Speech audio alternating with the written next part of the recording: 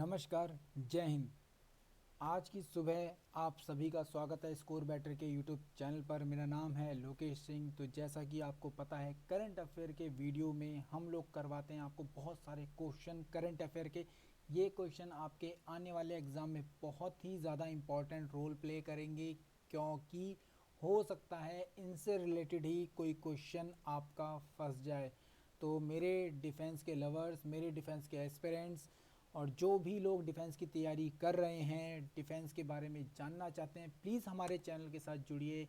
नीचे सब्सक्राइब का बटन है, उसे लाल रंग से बदल दीजिए और प्लीज़ हमारे साथ जुड़े रहिए, ताकि हम लोग आपको और भी बहुत सारी इन्फॉर्मेशन प्रोवाइड करवा पाएँ और आपको बहुत सारी नॉलेज शेयर कर पाएँ आपके साथ। तो प्लीज़ सब्सक्राइब ज़रूर कीजिए और बताइए कि आपको वीडियो लग कैसा रहा है। मैंने आप लोगों के साथ पहले भी एक बार प्लान शेयर किया है कि हम लोग आखिर आपको क्या क्या प्रोवाइड करवाएंगे। तो फाइनली इस बारे में भी हम लोग यहाँ पर बात कर लेते हैं। आखिर आपको पता होना चाहिए कि भाई आखिर क्या क्या हम लोग यहाँ पर प्रोवाइड करवा रहे हैं। इस चैनल में जुड़ने का सबसे बड़ा फ़ायदा क्या है? तो सबसे पहले जो भी डिफेंस के एग्ज़ाम होते हैं, आपको पता है CDS का, CAPF का, इसके अलावा आपका FCAT का, ये आपके मेजर एग्ज़ाम हैं, ठीक है, जिनकी हम लोग कम्प्लीटली फोकस होकर तैयारी करवाएंगे आपको, ठीक है। CDS और इसके अलावा NDA का पेपर सेम डे पर होता है, ठीक है। तो इन दोनों का पेपर एक साथ ही होता है, तो इसके लिए हम लोग कुछ अलग से नहीं करेंगे। सेम आपका इंग्लिश का वोकैब पार्ट जो होता है, करंट अफेयर GS वाला पार्ट एग्जैक्टली बिल्कुल वैसे ही चलेगा। FCAT का जो लेवल होता है वो थोड़ा सा लो होता है। FCAT में जिस तरह के क्वेश्चन आते हैं GS के, वो SSC जैसे होते हैं, ठीक है। तो वहाँ पे आप लोग डायरेक्टली अटैम्प्ट कर सकते हो, आपको बहुत ज़्यादा यहाँ पे मेहनत नहीं करनी पड़ेगी FCAT के लिए। पर हाँ भाई, मेहनत ये ज़रूर है, क्योंकि लाखों लोग एग्ज़ाम भरते हैं, तो आपको लाखों में से एक बनना पड़ेगा। उसकी मेहनत आपको करनी पड़ेगी, उसके लिए आपको यहाँ पर दमखम लगाना पड़ेगा। तो सीधी बात ये है भाई साहब, प्रैक्टिस करनी पड़ेगी। तो प्रैक्टिस के लिए यहाँ पर रेगुलर क्विज सेशन चल रहा है। प्लेलिस्ट वीडियो के एंड में आपको मिल जाती है FCAT की और CDS की। आप वहाँ पे जाइए, जाकर वीडियो को देखिए, करंट अफेयर के वीडियोस को देखिए, ताकि आपको ज़्यादा से ज़्यादा नॉलेज मिल सके। हो सकता है उन्हीं से रिलेटेड कोई क्वेश्चन आपके एग्ज़ाम में फंस जाए। तो इसीलिए करंट अफेयर के ये पार्ट और इसके अलावा जो भी GS के हम लोग वीडियोस करवा रहे हैं, उनकी पूरी प्लेलिस्ट है, आप प्लीज़ उसको जाकर देखिए, CDS की प्लेलिस्ट और करंट अफेयर की प्लेलिस्ट। तो स्कोर बैटर के चैनल पर आपके जुड़ने का सबसे बड़ा फ़ायदा यही होता है कि आपको यहाँ पे हर एक चीज़ मिल जाती है, हर एक एग्ज़ाम के पॉइंट ऑफ व्यू से। तो फाइनली अपने आज के वीडियो की तरफ ज़रा ध्यान देते हैं और देखते हैं आज का हमारा करंट अफेयर क्या है, क्या आपके एग्ज़ाम में आ सकता है। ये करंट अफेयर जो मैं करवाता हूँ, ज़रूरी नहीं है कि पिछले एक दिन का ही होगा। पिछले एक हफ्ते में से जो भी इंपॉर्टेंट क्वेश्चन होते हैं, मैं वो सारे के सारे उठाने की कोशिश करता हूँ। जैसे कुछ कल कवर किए, कुछ आज होंगे और कुछ नेक्स्ट डे होंगे। तो इस तरीके से पूरी सीक्वेंस चल रही है। आप केवल एक पर्टिकुलर डे का फोकस करके मत चलना, ठीक है। तो न्यूज़ पर फोकस कर रहे हो तो बिल्कुल आप इसको आसानी से अटैम्प्ट कर पाओगे। चलिए क्वेश्चंस की तरफ ज़रा ध्यान देते हैं। तो सबसे पहले, which state tables select as a best state tables at the Republic Day parade. तो आपको पता है रिपब्लिक डे परेड में झांकियाँ निकाली जाती हैं, तो कौन से स्टेट की झांकी है जिसे यहाँ पर सबसे बेहतर झांकी के रूप में चिन्हित किया गया है, ठीक है।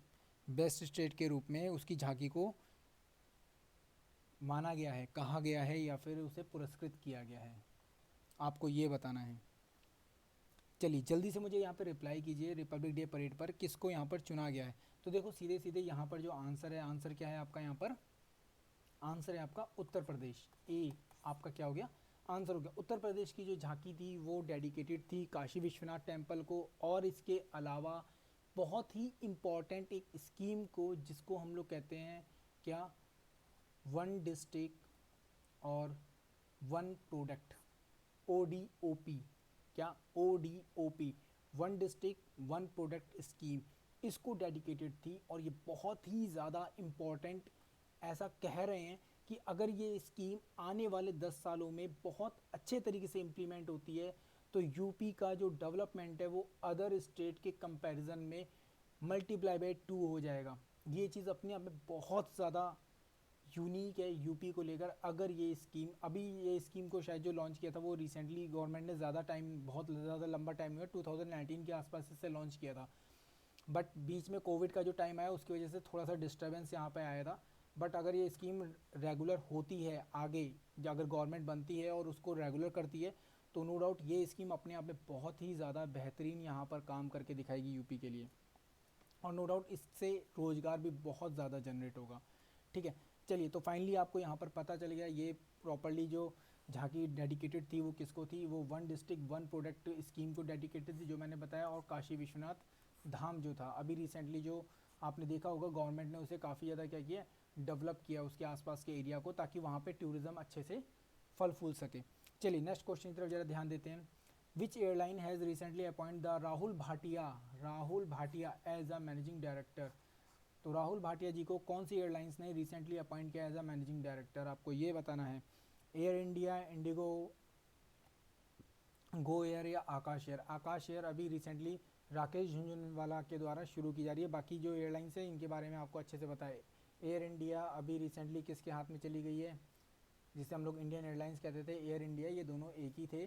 ठीक है, तो अभी ये रिसेंटली क्या वापस टाटा के हाथ में चली गई। टाटा से ही आई थी इंडियन गवर्नमेंट के पास, और वापस अब टाटा ने ही इसको क्या किया, खरीदा है। वैसे तो बहुत बड़े लॉस में खरीदा है, और इंडियन गवर्नमेंट इसको सच में ठीक से चला भी नहीं पा रही थी। ठीक है, तो सीधी बात ये, गवर्नमेंट का काम देश चलाने का है, कंपनियां चलाने का नहीं है। और वहाँ पर जो लोग हैं वो पॉलिटिशियंस हैं, वो कोई मैनेजर, डायरेक्टर, एमबीए नहीं है जो यहाँ पर कंपनियां चलाएंगे। सीधी बात ये है, इसीलिए वो लोग हमेशा अच्छी खासी गवर्नमेंट की मतलब कंपनीज़ को क्या करते हैं, लॉस मेकिंग बना देते हैं। तो ये चीज़ एक बहुत ज़्यादा ज़रूरी पार्ट था कि उसका क्या प्राइवेटाइजेशन कर दिया जाए, और इंडिया में ये चीज़ बहुत ज़्यादा ज़रूरी है। हम लोग जिस सोसाइटी, जिस समाज में रह रहे हैं वो समाज कैपिटलिस्ट है। ठीक है, हमारे आसपास के जितने भी देश हैं वो सब कैपिटलिस्ट हैं, पूंजीवादी हैं। तो पूंजीवादी होकर आप समाजवाद की सोच के साथ या कम्युनिस्ट विचारधारा के साथ नहीं चल सकते भाई। अगर लोग कहते हैं कि भाई सब ये सब बेच दिया, तो ये ज़रूरी है, आज के टाइम पर रिक्वायरमेंट है। अगर हम नहीं करेंगे तो आज से 15-20 साल पीछे हो जाएंगे, ये बात आप मान के रखो अपने पास। तो गवर्नमेंट का जो विरोध कर रहे हैं उनसे भी आपको ये सवाल पूछना चाहिए, जानना चाहिए। चलिए तो फाइनली यहाँ पे आंसर बताइए, राहुल भाटिया जी को कहाँ का मैनेजिंग डायरेक्टर बनाया गया है। तो यहाँ पे आपका आंसर है वो क्या है आपका, बी, इंडिगो। कि क्या है आपका, इंडिगो। तो इंडिगो क्या है, एक्चुअल में पार्ट है किसका, इंटर ग्लोबल एयरलाइंस का। ठीक है, किसका पार्ट है, इंटर ग्लोबल एयरलाइंस या एविएशन का पार्ट है। ठीक है, तो उसी का इनको क्या बनाया गया, अभी रिसेंटली यहाँ पर मैनेजिंग डायरेक्टर बनाया गया। वैसे ये क्या है, एक को फाउंडर भी है इसके, क्या है, को फाउंडर भी है। तो आंसर आपको यहाँ पे फाइनली पता चल गया है। ठीक है, इंडिया की one of the biggest airlines companies में से एक है इंडिगो। ठीक है, तो फाइनली आंसर आपको मैंने बता दिया है। नेक्स्ट क्वेश्चन देखते हैं। Who is the author of the biography of the Tokyo Olympic gold medalist Neeraj Chopra. The title as the golden boy Neeraj Chopra. भाई नीरज चोपड़ा ने, सबको पता है, टोक्यो ओलंपिक में क्या इंडिया के लिए गोल्ड मेडल जीता था। किस में जीता था, किस में जीता था ये आपको बताना है। कौन सा गेम था जिसमें इन्होंने गोल्ड मेडल जीता है, इनके स्पोर्ट्स का नाम बताना है आपको। ठीक है, आपको बताना है ये कौन सा स्पोर्ट्स खेलते हैं, कौन सा गेम खेलते हैं, किस गेम के एथलीट हैं, आपको ये बताना है। यहाँ पर बहुत फेमस नाम है, रिसेंटली अचानक से बहुत ज़्यादा फेमस हो गया है ये गेम। आज के टाइम पर बच्चा बच्चा खेलना पसंद करेगा इसको, अब इतना ज़्यादा फेमस हो गया है। ठीक है, तो चलिए वो गेम तो आप बता ही दोगे, साथ ही आपको बताना है इनके ऊपर जो अभी रिसेंटली बायोग्राफी लिखी गई है वो किसके द्वारा लिखी गई है। रमेश थम्मिलमनी, ठीक है, शामिक दासगुप्ता, बी एन गोस्वामी, या फिर नवदीप सिंह गिल। तो यहाँ पर जो आपका आंसर है वो क्या है आपका, यहाँ पर जो आपका आंसर है वो है आपका नवदीप सिंह गिल। डी आपका आंसर है। ठीक है, क्या है आंसर आपका, डी आपका यहाँ पर आंसर है। इसको जो रिलीज़ किया गया है वो कहाँ पे किया गया है, वो किया गया है पंजाबी भवन लुधियाना में रिलीज़ किया गया है। इस बुक को रिलीज़ कहाँ पे किया गया, पंजाबी भवन लुधियाना में। ये भी आप लोग यहाँ पर ध्यान रखिएगा। मगर फिलहाल आप लोग सबसे पहले मुझे ये बताएंगे कि नीरज चोपड़ा कौन सा गेम खेलते हैं। आपको ये बताना मुझे कमेंट सेशन में, यहाँ पर मैंने कहीं पर भी लिखा नहीं है, आपको बताना है नीरज चोपड़ा का गेम कौन सा है। कमेंट में मुझे देख करना चाहूँगा कि कौन बच्चा यहाँ पे कमेंट में बताता है, मैं उसके कमेंट को प्रॉपरली पिंक करूँगा, हर्ट्स दूंगा उसको। चलिए नेक्स्ट क्वेश्चन की तरफ ज़रा ध्यान देते हैं। Who is the author of the graphic novel title as a Atharva the origin. Atharva the origin बहुत ज़्यादा फेमस अभी चल रहा है, बहुत ज़्यादा नाम सुनने को मिल रहा है इसके ऊपर। इंस्टाग्राम, फेसबुक, कई जगह पर इसके पोस्टर्स रिलीज़ किए गए, जिसमें कि as a super hero cricketer Mahendra Singh Dhoni को दिखाया गया है। ठीक है, Atharva the origin in which the cricketer Mahendra Singh Dhoni has been portrait as a super hero Atharva. तो महेंद्र सिंह धोनी को एक सुपर हीरो के रूप में दिखाया गया है। तो आपको बताना है कि ये नावल किसके द्वारा तैयार किया गया, किसके द्वारा लिखा गया है। चलिए जल्दी से मुझे रिप्लाई कीजिए और बताइए, ताकि मैं भी देख पाऊँ कि कितने लोग यहाँ पे रिप्लाई कर पा रहे हैं।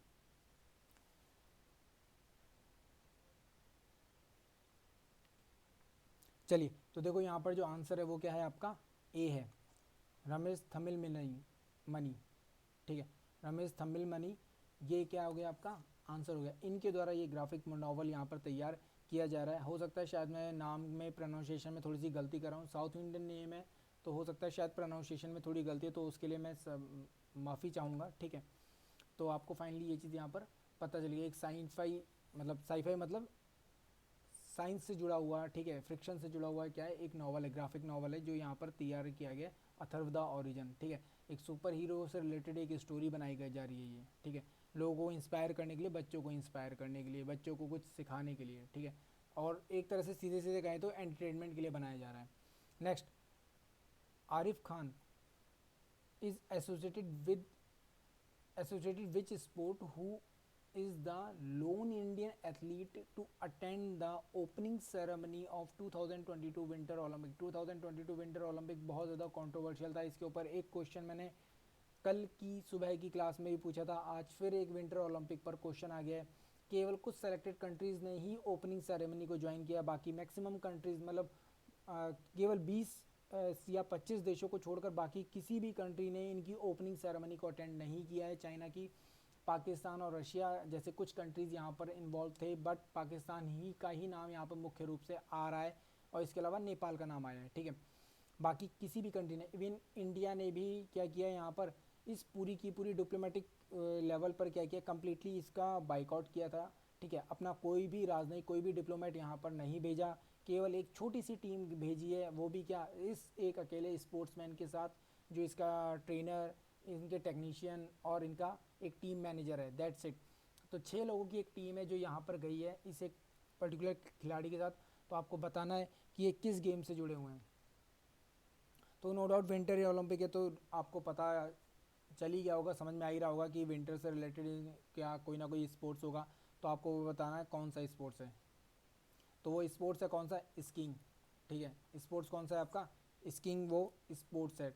आप नाम याद रखिएगा, आरिफ खान, नाम याद रखिएगा, क्योंकि कई बार ये पूछा जाता है कौन व्यक्ति सिलेक्ट हुआ है, कौन व्यक्ति स्पोर्ट्स में गया है, और यहाँ पर तो एक अकेले भारतीय की बात हो रही है, तो बिल्कुल आपके लिए बहुत ज़्यादा इंपॉर्टेंट हो जाएगा। बहुत छोटा सा कंटीजेंट यहाँ पर गया है, जैसे कि मैंने आपको बताया, केवल कुछ सेलेक्टेड लोग यहाँ पर गए हैं।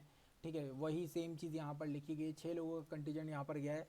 ठीक है, कोच है, टेक्नीशियंस हैं और टीम मैनेजर्स हैं यहाँ पर। ठीक है, तो आरिफ खान क्या पहले इंडियन थे जिन्होंने क्या इस गेम के लिए 2 इवेंट्स के लिए क्या किया, क्वालिफाई किया। पहले ऐसे भारतीय हैं जिन्होंने क्या किया, सेम इवेंट में 2 जगह क्या किया है, क्वालिफाई किया इस गेम में। चलिए नेक्स्ट क्वेश्चन की तरफ देखते हैं। Which country won the African cup of Nations title in football. कौन सा वो देश है जिसने African cup Nations title of football को जीता है। मैं आपको यहाँ पे बताना चाहूँगा ये बहुत इंपॉर्टेंट है, क्योंकि इस देश ने पहली बार ये जीता है, और शायद हो सकता है आप लोगों ने नाम तक ना सुना हो। तो यहाँ पे सारे फेमस नाम देखने को मिल रहे हैं, इजिप्ट, घाना और नाइजीरिया। तो ये तो फेमस नाम है, केवल एक ही नाम यहाँ पे फेमस नहीं है, वो कौन सा है, सेनेगल। तो सेनेगल एक छोटा सा देश है, अगर आप लोग देखोगे मालिक, मुझे नाम याद नहीं आ रहा इसका जगह का, तो उसके आसपास के एरियाज़ में आपको ये देखने को मिलेगा। बहुत छोटा सा देश है, अफ्रीका के एक तरफ के कोने पर देखने को मिलता है, जहाँ पर आपका अंटार्कटिक सागर है। ठीक है, अटलांटिक सागर है आपका। ठीक है, उस तरफ आपको देखने को मिलता है, एक कॉर्नर सा इस तरह से बना हुआ है। ठीक है, तो फाइनली यहाँ पर जो आंसर है आपका वो क्या हो गया, आपका सी हो गया। आंसर क्या हो गया आपका, सी हो गया। तो ये पहली बार इस देश के द्वारा इस कप को यहाँ पर जीता गया, और ये किसका होता है, फुटबॉल का मैच होता है। ठीक है, यहाँ पर इनके द्वारा हराया किसको गया है, तो यहाँ पर इजिप्ट को इन्होंने हराया है पेनल्टी शूटआउट के थ्रू। किसको हराया है, इजिप्ट को हराया है पेनल्टी शूटआउट के थ्रू। लास्ट तक गेम क्या 0-0 पर था, बाद में पेनल्टी शूटआउट हुआ जिसमें ये लोग जीत गए। गवर्नमेंट, नेक्स्ट क्वेश्चन देखते हैं। Government has appointed the approve the Indian footwear and leather development programme for continuously from 2021-22 to ये एक्चुअल में प्रोग्राम जो था ये 2018 के अराउंड में शुरू किया गया था, और इसका जो किया गया था वो 2021-22 तक के लिए था। बट अब इस प्रोग्राम को आगे बढ़ाया जा रहा है। कब तक के लिए बढ़ाया जा रहा है आपको ये बताना है, ठीक है।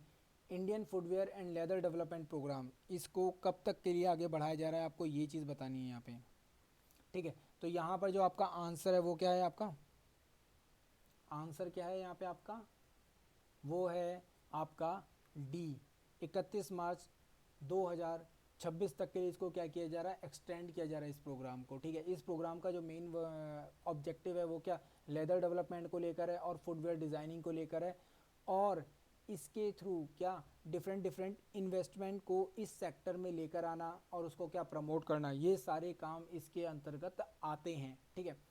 तो ये चीज़ आपको यहाँ पर पता होनी चाहिए अच्छे से, ठीक है। तो यहाँ पर कितना एक फाइनेंशियल आउटरीच मतलब एक फाइनेंशियल सपोर्ट भी दिया गया, कितना 1700 करोड़ रुपए का यहाँ पे फाइनेंशियल सपोर्ट भी दिया गया। प्रोग्राम को कंटिन्यू किया गया कब तक के लिए, 31 मार्च 2026 तक के लिए किया गया, ठीक है।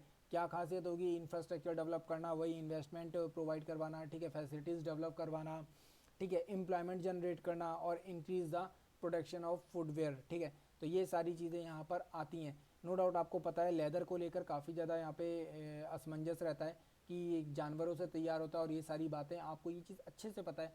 बट इसके साथ साथ गवर्नमेंट ये भी चीज़ तैयार कर रही है कि एक ग्रीन लेदर, आप लोगों ने सुना होगा पेड़ों से लेदर बनाने का जो आजकल प्रोग्राम चल रहा है, काम चल रहा है, तो गवर्नमेंट यहाँ पर उस चीज़ को भी प्रमोट करती है कि आप इस तरह की इनोवेशन करो ताकि हम लोग इस तरह का लेदर बना पाएँ जहाँ पर किसी भी तरह के जानवर को यहाँ पर इस्तेमाल ना करना पड़े। तो ये अपने आप में बहुत बड़ी बात है, अपने आप में बहुत ही ज़्यादा एक यूनिक गवर्नमेंट का स्टेप है कि गवर्नमेंट इस तरह की चीज़ों को प्रमोट कर रही है, ठीक है।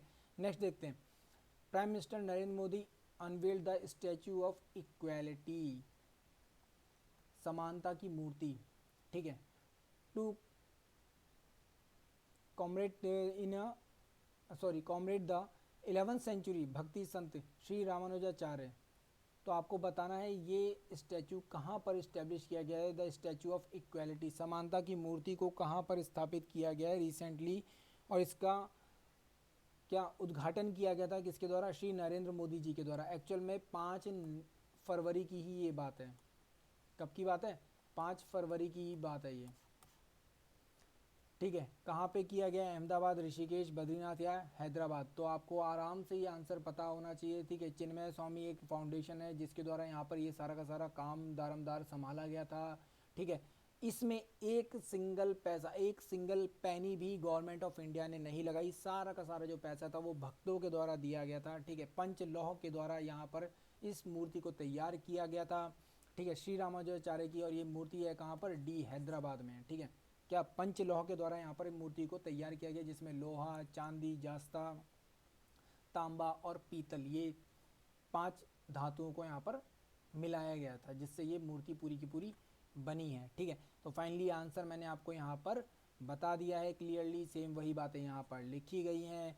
श्री रामानुजाचार्य को हम लोग नॉर्मली जानते हैं अद्वैतवाद का जो सिद्धांत है उसके लिए जानते हैं। इसके अलावा वासुदेव कुटुंबकम की जो मतलब एक तरह से लोगों के सामने लेकर आना, परिभाषित करना, उस चीज़ को लेकर उन्होंने कही। साथ ही साथ उन्होंने समानता को लेकर बात की, सामाजिक न्याय को लेकर बात की, ध्यान रखना क्या,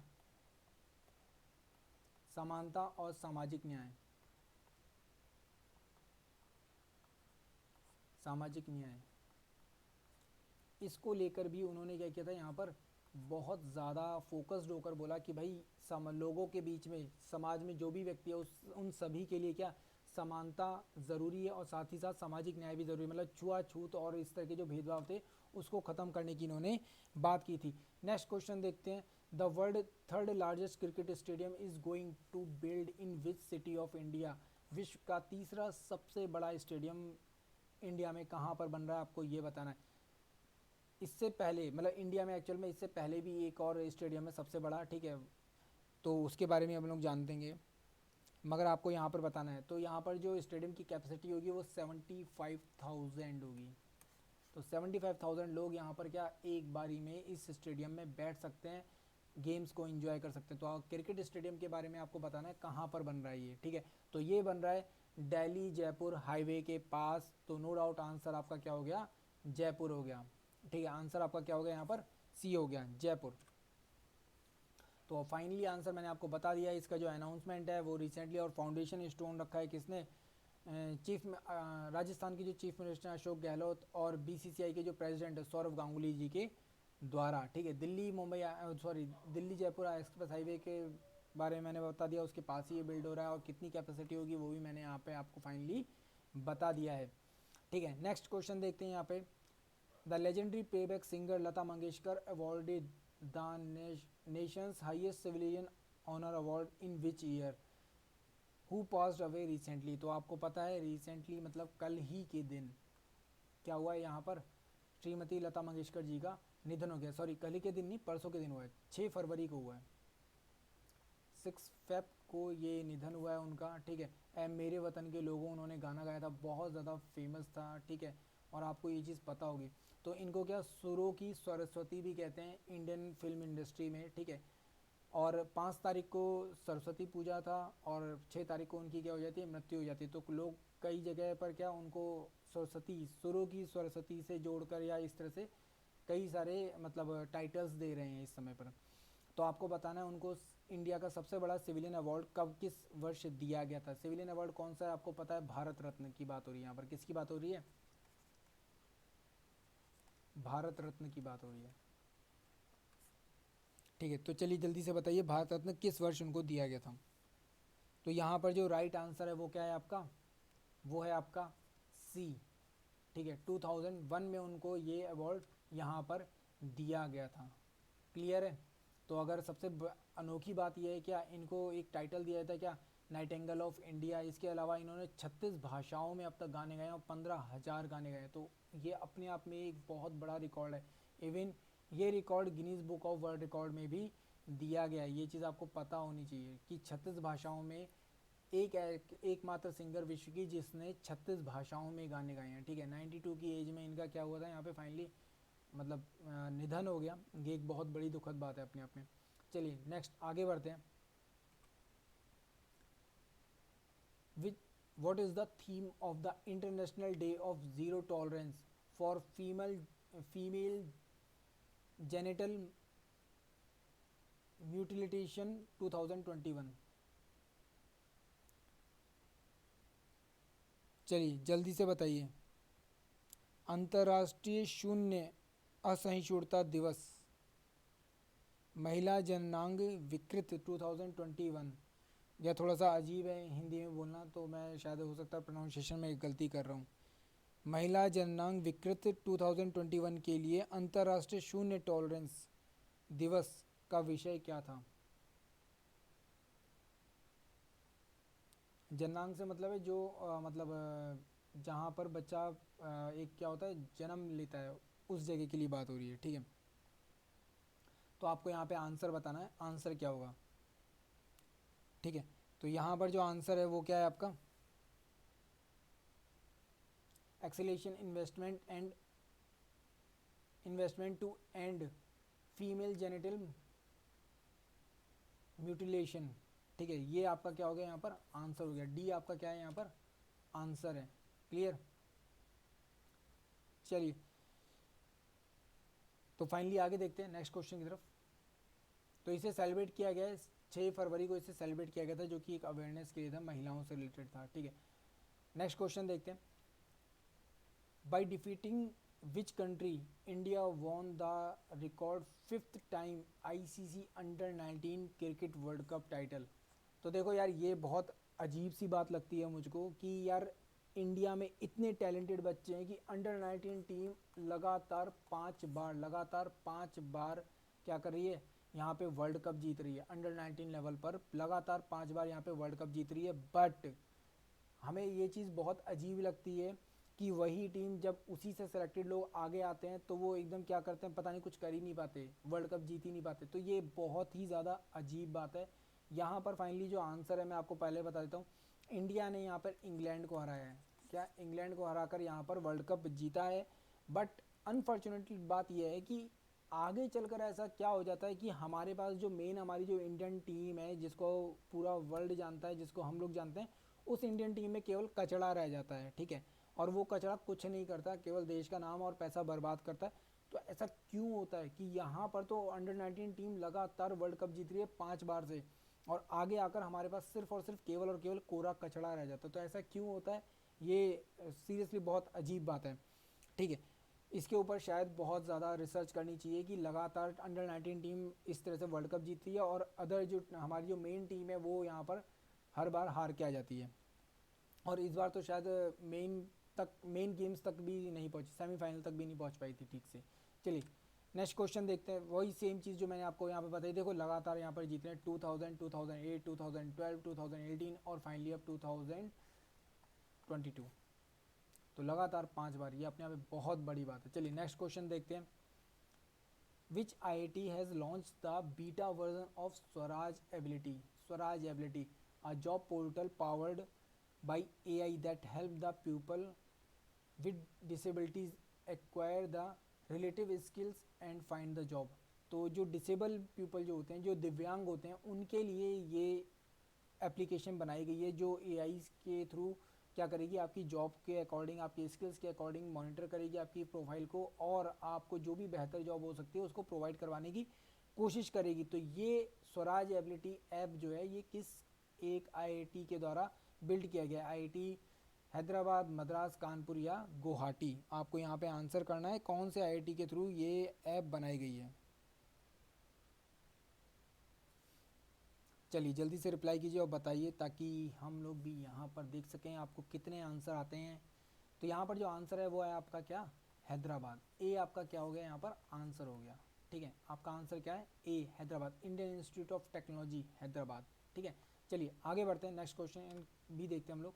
तो इनके द्वारा देखो सारी चीज़ें वहाँ पर लिखी थी। तो जो youth for job skill service है उसके थ्रू इन्होंने क्या किया, टाई अप किया है जहाँ पर ये लोग क्या एआई के थ्रू प्रॉपरली किसी भी प्रोफाइल को यहाँ पर चेक करेंगे। देन उसके बाद क्या किया जाएगा, उसमें जो भी उसकी स्किल्स होंगी उसके अकॉर्डिंग और उसकी जो डिसेबिलिटी है, दिव्यांगता है, उसको ध्यान में रखते हुए क्या किया जाएगा, यहाँ पर जॉब प्रोवाइड करवाने की कोशिश की जाएगी। फॉर एग्जांपल अगर कोई किसी के पैरों में कुछ प्रॉब्लम है, वो चल नहीं सकता, खड़ा होने में दिक्कत है किसी को, तो नो डाउट वो टाइपिंग कर सकता है, हो सकता है उसकी टाइपिंग बहुत अच्छी हो सकता है वो एज अ स्टेनो बहुत अच्छा काम करता हो, तो उस पर्सन को ऐसी कोई जॉब प्रोवाइड करवाने की यहाँ पर कोशिश की जाएगी। तो ये एक तरीका है एआई के थ्रू प्रोफाइल्स को चेक करना और उनको जॉब प्रोवाइड करवाना। नेक्स्ट क्वेश्चन देखते हैं। In February 2022 who has been appointed as a vice chancellor of Jawaharlal Nehru university? JNU का वाइस चांसलर किसे अपॉइंट किया गया? और ये अभी एक्चुअल में 2-3 दिन की पहले की बात है। चलिए जल्दी से मुझे रिप्लाई कीजिए और बताइए कि आंसर आपका क्या होगा। यहाँ पर किसे अपॉइंट किया गया है जवाहरलाल नेहरू यूनिवर्सिटी का वाइस चांसलर?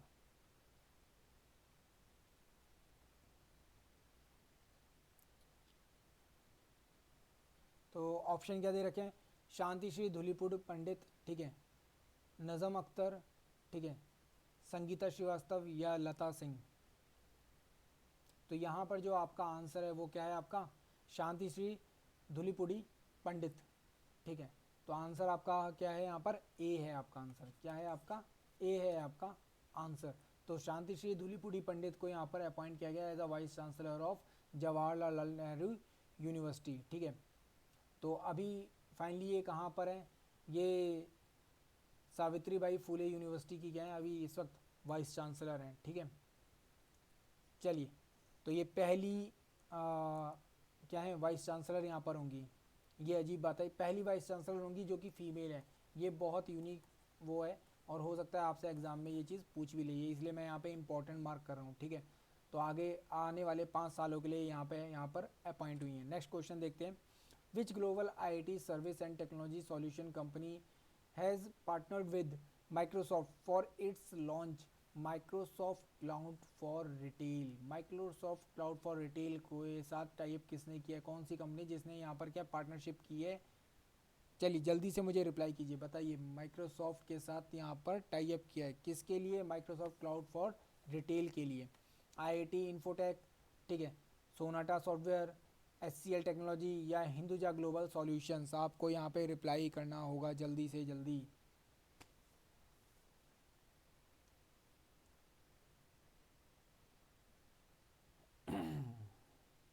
तो तो भाई एक रिक्वेस्ट ये भी है, प्लीज़ अगर आप लोग यहाँ तक वीडियो पर आए हो तो प्लीज़ देखो टेलीग्राम ग्रुप जरूर ज्वाइन करो। टेलीग्राम पे सर्च करो स्कोर बैटर, मेरा फोटो दिखेगा, स्कोर बैटर लिखा मिलेगा, प्लीज़ वहाँ पर जाकर जुड़ जाओ। हम लोग बहुत ज़्यादा फोकस करें डिफेंस के एग्ज़ाम्स को लेकर, तो प्लीज़ जल्दी से जल्दी हमसे जुड़िए ताकि हम लोग आपको ज़्यादा से ज़्यादा सहयोग कर पाएँ। ठीक है, अगर आप तैयारी नहीं कर रहे हो तो प्लीज़ अपने भाई बहनों को बोलो ताकि वो लोग आकर जुड़ सकें, या फिर अपने दोस्तों को बोलो ताकि वो लोग आकर जुड़ सकें। तो फाइनली यहाँ पर जो आंसर है वो हम लोग जान लेते हैं, वो है हमारा ए, ITC इन्फोटेक। आंसर क्या है आपका? ITC infotech. क्लियर? क्लियर है यहाँ पे? चलिए यार यहाँ पे कुछ अलग ही लिखा हुआ है यार। वैसे आंसर तो यहाँ पे ICC इन्फोटेक है, बट पता नहीं यहाँ पर क्यों ये सोनाटा लिखा हुआ है।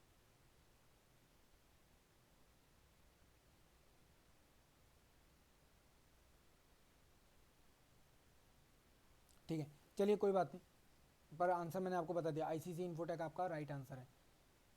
Which is set to become the first station to be ready between the Mumbai Ahmedabad bullet train. ये इंपॉर्टेंट है, ध्यान रखना, ये हो सकता है पूछा जाए। ठीक है, route for the India first futuristic high speed rail project. India का जो futuristic high speed rail project है जो कि बुलेट ट्रेन को लेकर है, इसके लिए मुंबई अहमदाबाद बुलेट ट्रेन जो रूट डेवलप हो रहा है उसका पहला स्टेशन कौन सा तैयार किया गया है, आपको वो बताना है। पहला स्टेशन कौन सा तैयार किया गया है आपको वो बताना है। ये मुंबई से अहमदाबाद अब तक कई घंटे का सफ़र होता था, अब ये मात्र केवल कुछ घंटों का ही यहाँ पर रह जाएगा, 3 घंटे शायद कुछ का यहाँ पर टाइम केवल रह जाएगा इसके बाद। ठीक है, और यहाँ पर जो स्पीड है वो करीबन 320 किलोमीटर प्रति घंटा होगी। 320 किलोमीटर प्रति घंटा ये रफ्तार यहाँ पर बताई जा रही है। ठीक है, तो आपको बताना है कौन सा पहला स्टेशन जो यहाँ पे तैयार हुआ है, तो आंसर है आपका ए, सूरत। यहाँ पे सबसे पहला स्टेशन यहाँ पर तैयार हुआ है। ठीक है, चलिए तो फाइनली आपको पता चल गया होगा। देखो इस स्टेशन की खास बात क्या होगी, इस स्टेशन के अंदर आपको एक डिफरेंट जोन मिलेगा जहाँ पर आप लोग शॉपिंग कर सकते हैं। इसके अलावा आपको क्या स्टे करने के लिए वहाँ पर रुकने के लिए जगह मिलेगा। ठीक है, एक तरह का कंप्लीट फ्यूचरिस्टिक जिस तरह के मतलब स्टेशंस या एयरपोर्ट होते हैं उस तरीके का स्टेशन यहाँ पर बिल्ड करने की मतलब कोशिश की गई है। अगर आप लोग देखोगे तो ये अपने आप में एक डिफरेंट काइंड ऑफ आपको एक्सपीरियंस मिलेगा यहाँ पर। ठीक है, अगर हम लोग यहाँ पर बात करें कौन कौन से स्टेशन यहाँ पर आते हैं, तो यहाँ पे सूरत, वडोदरा, आनंद, आनंद बहुत फेमस है अमूल के लिए। ठीक है, अहमदाबाद, साबरमती, ठीक है, बिलीमोर, भरूच, मुंबई, थाने, विरर, बोईसर और वापी स्टेशन। तो ये वो स्टेशन है जो मेनली यहाँ पर आते हैं। ये जो ट्रेन डेवलप की जा रही है मुंबई टू अहमदाबाद, ये डेवलप की जा रही है किसके थ्रू? जापानीज़ शिंकनसेन टेक्नोलॉजी जो कंपनी है उसके थ्रू यहाँ पर इंडिया को सपोर्ट किया जा रहा है और इसे डेवलप किया जा रहा है। ठीक है, चलिए तो फाइनली आगे देखते हैं नेक्स्ट क्वेश्चन की तरफ अपने। Which country score the highest in the sales force global digital skill index 2022 that measure the global employment sentiments and readiness to acquire the key digital skill needed by the business today and over the next 5 years। तो कौन सा वो country है, ठीक है, कौन सा वो कंट्री है जिसने sales focus global digital development index 2022 में क्या किया, अपने आप को सर्वश्रेष्ठ या सर्वोच्च घोषित किया है रैंकिंग के थ्रू। आपको ये बताना, मैंने भी इस रैंकिंग के बारे में पहले शायद जानना नहीं था, मैंने भी ये फर्स्ट टाइम ही यहाँ पर जाना, sales focus global digital skill index 2022 के बारे में। तो आपको बताना है इसमें सबसे बेहतर किस कंपनी ने मतलब किस देश ने परफॉर्म किया है। तो इसका जो मेन काम है वो क्या, कर्मचारियों की भावनाओं को आइडेंटिफाई करना। ठीक है, जो व्यावसायिक जो स्थितियाँ हैं उनको जानना, ये सारी चीज़ें ये यहाँ पर देखती है 5 साल की। ठीक है, तो आपको यहाँ पे आंसर करना है इसमें कौन सा देश है जिसने यहाँ पर काफ़ी अच्छा स्कोर किया है। तो यहाँ पर आप लोग जानकर हैरान हो जाओगे, यहाँ पर जो स्कोर आया है वो है इंडिया। यहाँ पे क्या है, टॉप पर है इंडिया, यहाँ पर क्या है टॉप पर है। आंसर आपका क्या है, डी है। ठीक है, तो India score the highest digital readiness amongst the 19 country survey as per part of the sales focused global index। ठीक है, तो इस अनुसार इंडिया यहाँ पर क्या था, टॉप पर था। आपको ये चीज़ यहाँ पर पता होनी चाहिए, ये एक अनोखी चीज़ है जहाँ पर इंडिया टॉप पर था, इसीलिए मैंने यहाँ पर ये क्वेश्चन आपके लिए रखा है। हो सकता है आपसे एग्जाम में यहाँ पर पूछ भी ले। नेक्स्ट क्वेश्चन देखते हैं जरा। Which payment bank has partnered the ICICI Lombard general insurance to offer the cyber security insurance solution और टू द कस्टमर। ये एक इम्पॉर्टेंट डील थी, तो बहुत ज़्यादा इम्पॉर्टेंट तो नहीं था बट फिर भी इम्पॉर्टेंट डील थी, क्योंकि ये cyber security insurance solution provide करवाता है किसके थ्रू, जो आपका फिशिंग की प्रॉब्लम होती है। ठीक है, फिशिंग की जो प्रॉब्लम होती है, जैसे आपके पास फ़ोन आया है कि आपके पास OTP आएगा, आप हमें OTP बताओ तो हम आपको कोविड वैक्सीन का रजिस्ट्रेशन कर देंगे।